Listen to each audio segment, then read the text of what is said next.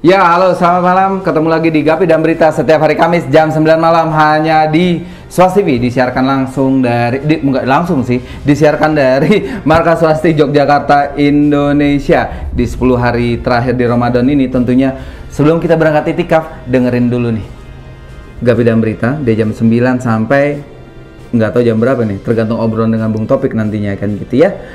Malam ini kita akan bacain berita tentang dari media Indonesia tentang, sebentar saya lihat dulu beritanya tentang apa.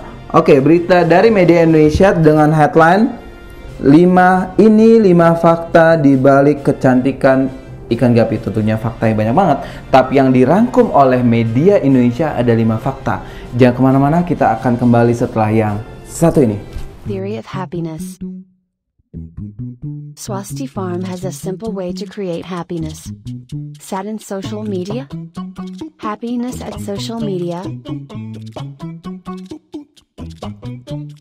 Happiness at your home? Happiness at your workspace? Every day in your life.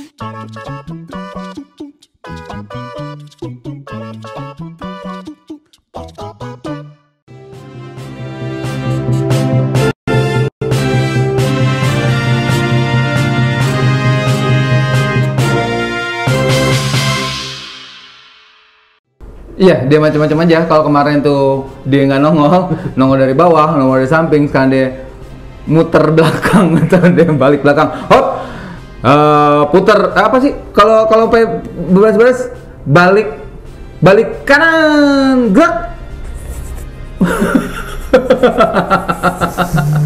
Aneh-aneh aja. Gue lupa loh, bahasa begitu tuh bahasa PBB. Baris berbaris gitu ya. Nah, Bung Topik kita akan nemenin teman swasti yang dikit lagi mau berangkat itikaf nih. Di 10 hari Emang terakhir. Pada itikaf. Kita anggapnya pada soleh lah ya. Pada itikaf. Atau mereka itikafnya di Ramayana atau di Matahari atau di Cahaya. Di sini nggak ada cahaya. Cahaya itu kalau ada hero ada cahaya tuh. Ada cahaya gitu, ada matahari, ada. Mungkin mereka itikafnya di sana. Jadi kita akan nemenin teman swasti sebelum berangkat itikaf. Di jam 9 malam setiap hari Kamis ini kita akan bacain Gapi dan Berita, dan kemudian kita akan membacakan di minggu ini episode sekarang kita akan bacain berita dari media Indonesia. Silakan. Nah, itu dia. Asik. Saya pengen ketawa. Gue kaget pas saya di review ternyata ada Swasti Farm di sana. Oke, Swasti Farm, dan itu saya sekitar 10 kilo yang lalu. Bukan berapa tahun yang lalu, berarti sekitar saya itu 10 kilo yang lalu itu. Di Swasti Farm itu baju swasti yang pertama kali ya. Warna hijau dengan tulisan tuh keren banget di depan apa tuh? Bring Gapi to the next chapter. Luar biasa. Oke, kita akan baca beritanya ya, bukan bacain swastinya. Oke, belum baca headline-nya dulu. Nggak sabaran bener operator. Astagfirullahaladzim ya Allah. Ini 5 fakta di balik kecantikan ikan gapi. Oke, gambar caption image-nya adalah budidaya ikan gapi secara modern dilakukan oleh Swasti Farm. Itu kita luar biasa. Baca beritanya. Ini agak panjang tapi nanti ada pointer-pointer, nanti kita akan bahas masing-masing pointer ya. Ya. Enggak sampai selesai. Nah, ikan gapi adalah jenis ikan gapi yang tidak kalah populer di kalangan pencinta ikan hias. Ikan ini dikenal dengan warna yang unik dan menarik, seperti ikan hias air tawar lainnya, ini cupang yang juga dikenal dengan keindahan siripnya. Bukan bulunya kan? Bukan. Itu bulu, itu minggu yang lalu itu bulu. Itu ibu-ibu itu bahas tentang bulu. Meski tergolong mudah dipelihara, hal demikian tentu bisa mengundang sedikit tantangan bagi para pemula. Alih-alih mendapat hiburan dari dalam akuarium, justru stres didapat karena kehilangan ikan kesayangan. Beda ya, redaksional moms itu dengan ini beda banget. Beda banget. Ini media Indonesia nih. Beda banget tuh. Beda banget. Lantas, bagaimana cara terbaik memelihara ikan peliharaan tidak terkecuali ikan gapi? Tidak lain dan tidak bukan ialah dengan cara mengenal ciri hingga habitat asli dari ikan itu sendiri. Terima kasih media Indonesia, saya bacanya enak banget. 1. Hidup di suhu 20 hingga 26 derajat Celcius. Ini sudah kita bahas berulang kali gitu ya. Mungkin singkat aja nanti kita bahasnya. Gapi ialah ikan yang masuk dalam familia Pussylia, nama ilmiahnya ialah Pussylia reticulata yang pada usia dewasa mencapai ukuran maksimal kurang lebih 5 cm. Masa hidupnya antara 2 hingga 3 tahun dan dapat dipelihara di akuarium 75 liter dengan suhu rata-rata 20 hingga 26 derajat Celcius dan pH air di kisaran 6,5 hingga 8. Oke. Kalau tentang pH dan suhu kita udah elaborasi sering banget ya, mungkin teman swasti bisa lihat di video-video sebelumnya, dilihat aja, nggak ada di sini ya karena kita bingung nanti masukin yang mana gitu karena banyak banget. Tapi usia, Bung Topik, usia di sini 2 hingga 3 tahun.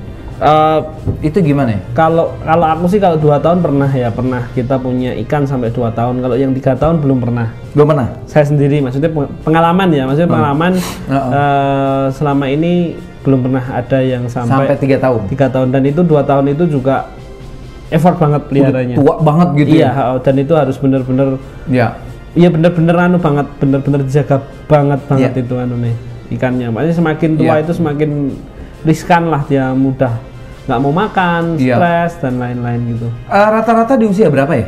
Rata-rata di usia 1 tahun rata-rata. Rata-rata usia 1 tahun? Usia 1 tahun rata-rata.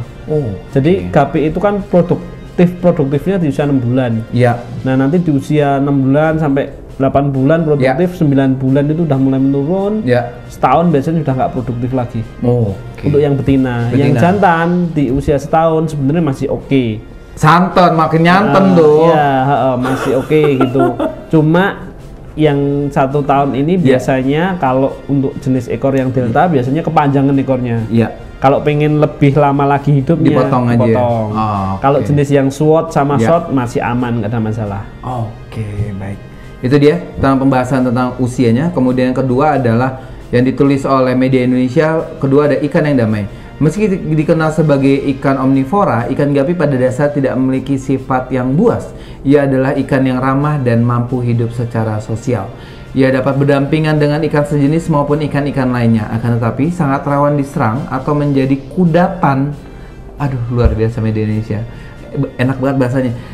Kudapan ikan predator karena tubuhnya yang kecil.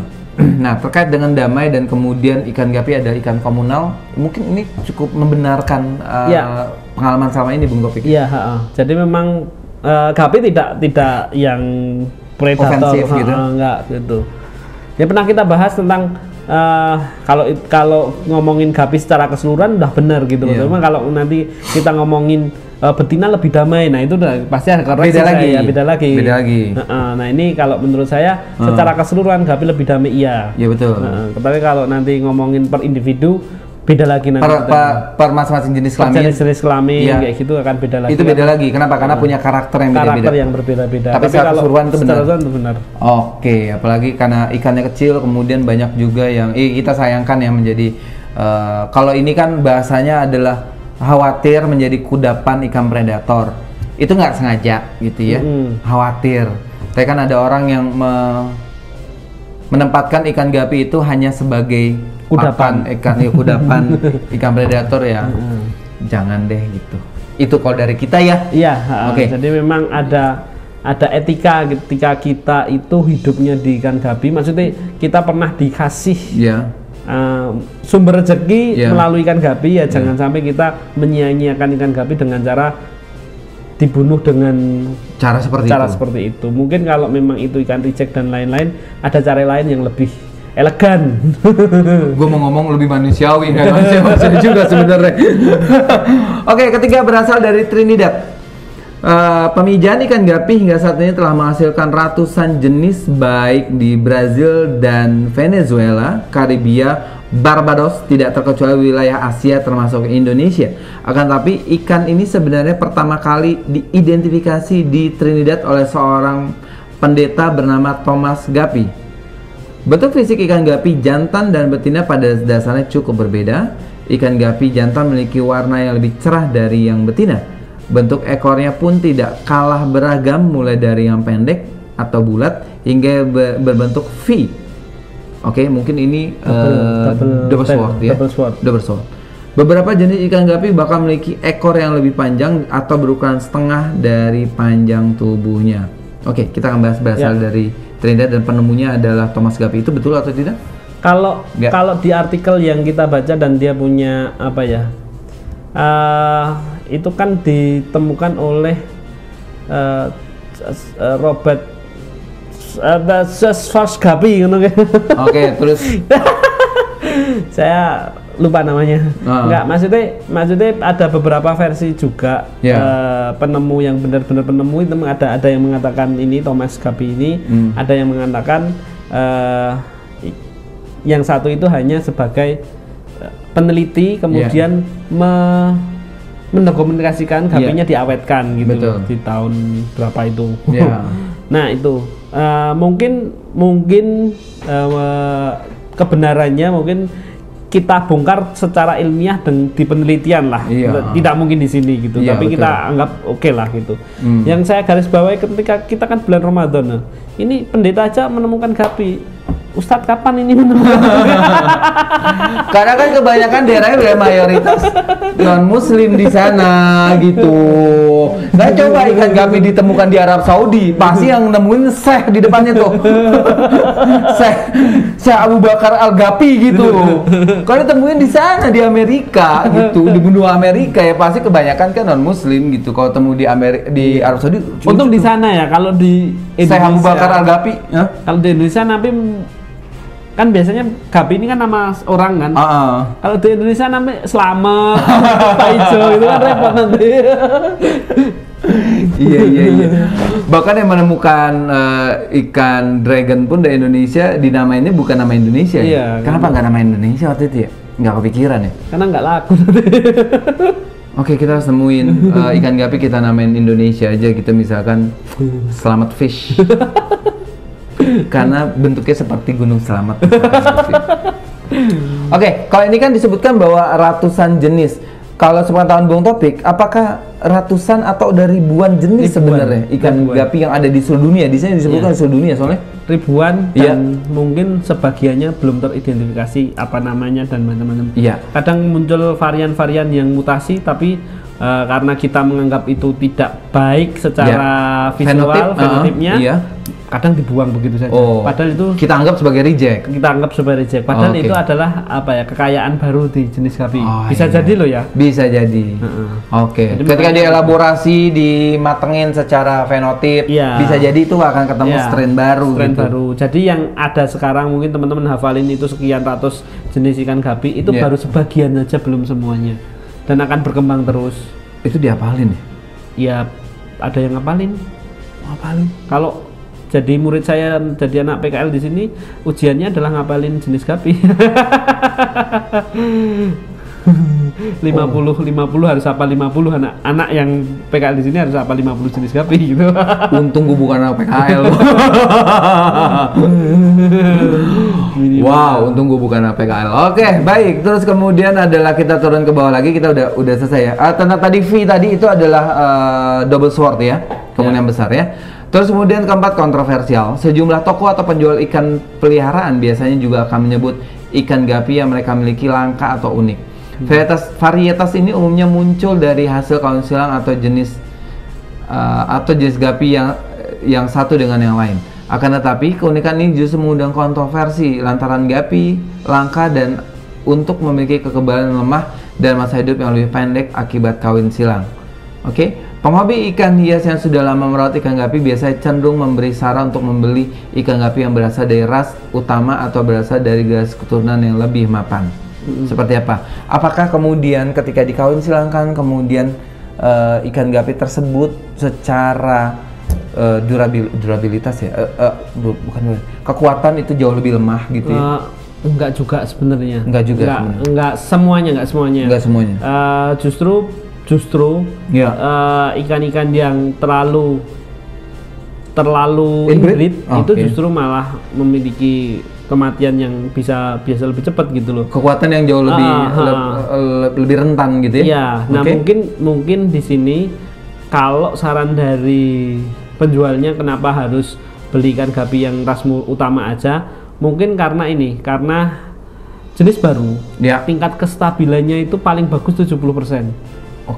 Nah, beberapa pemula tidak memahami itu, sehingga ketika beli jenis baru dianggap wah anaknya beda semua, berarti ini masih belum belum stabil kayak gitu. Nah makanya daripada menjelaskan itu rumit dan belum tentu dipahami juga. Nah si breeder penjual ini lebih gampangnya udah kalau kamu pemula beli yang strain yang utama aja yang sudah Black Moscow, Albino Red kayak gitu yang sudah jelas anaknya tidak akan menyimpang dari jenis itu gitu loh. Oke.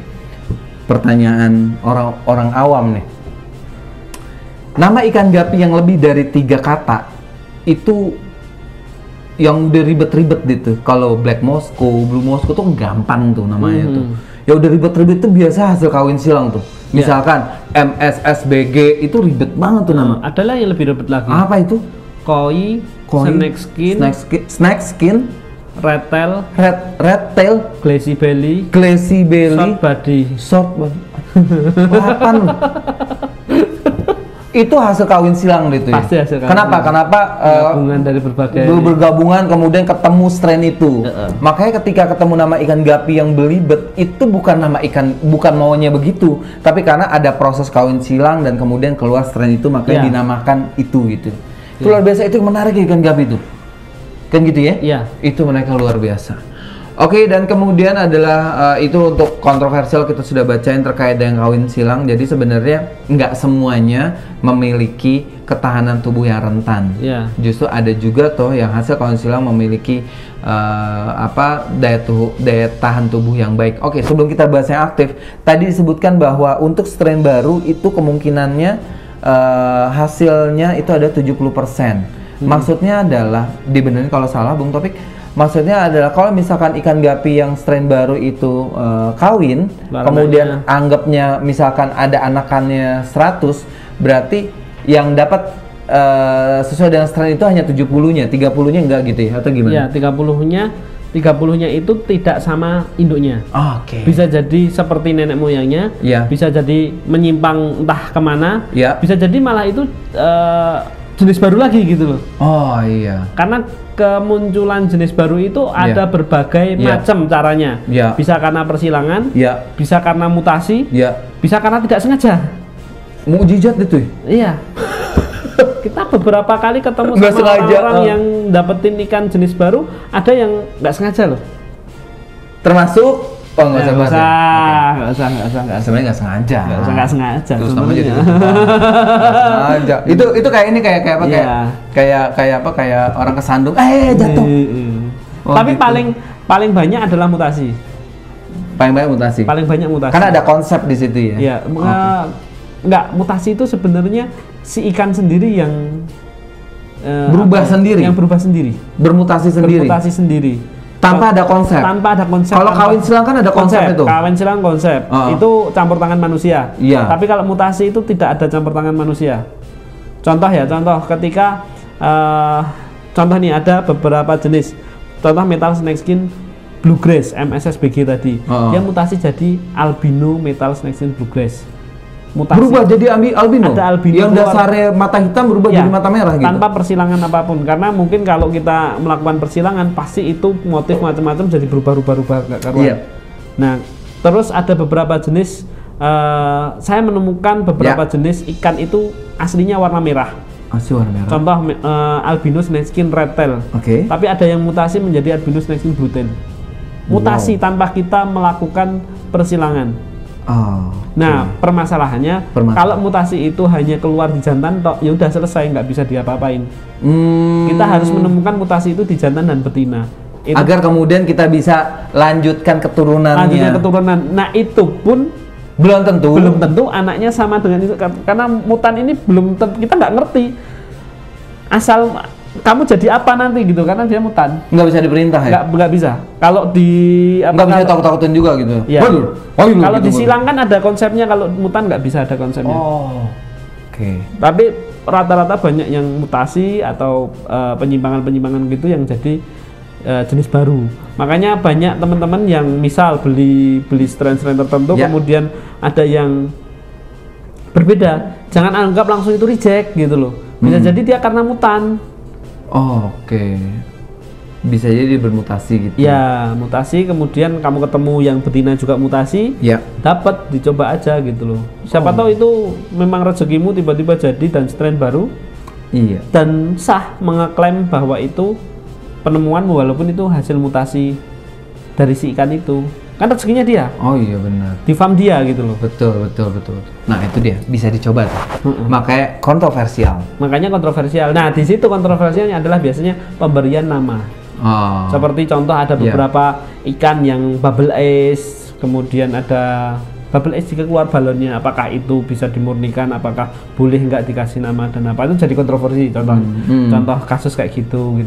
Contoh kasus lagi ada beberapa nama yang dia kasih nama, misal contoh aja ya, misal Jogja Gapi karena dia lahir di Jogja jenis baru. Nah itu akan kontroversial juga. Kayak gitu. Jadi memang perlu perlu pemahaman dan pendalaman lagi ketika nanti keluar mutasi, kemudian kita murnikan yang murni, dan ketika kita mau memberi nama, alangkah baiknya kita kasih nama sesuai dengan fenotipnya, jangan dikasih nama keinginan kita, bukan anak kita soalnya.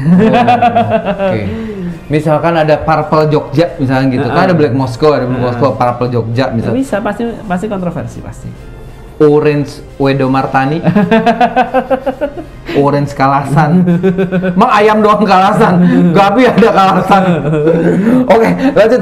Ini panjang banget nih media Indonesia nih. Kelima, aktif. Meski tubuhnya kecil, Gapi boleh dibilang sebagai salah satu ikan yang cukup aktif. Mereka bahkan dapat berenang secara gesit di antara tanaman dalam sebuah aquascape. Penghobi ikan hias biasa juga akan menyarankan untuk memisahkan gapi jantan dan betina dalam akuarium berbeda untuk mencegah kelebihan populasi. Doyan kawin ya, Bu.